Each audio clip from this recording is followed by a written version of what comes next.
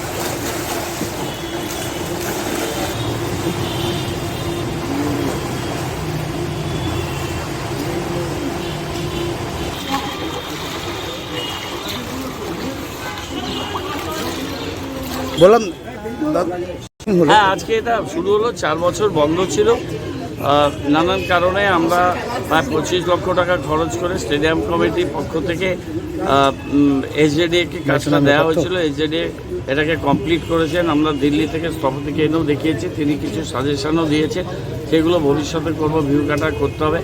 উপরে যে লাউঞ্জটা আছে ওটাকে আমরা বড় করে সুন্দর করে কাজ দিয়ে একটা করব, এবং এই জায়গাটাকে আমরা আরও অনেক কাজে লাগাতে চাই ভালোভাবে।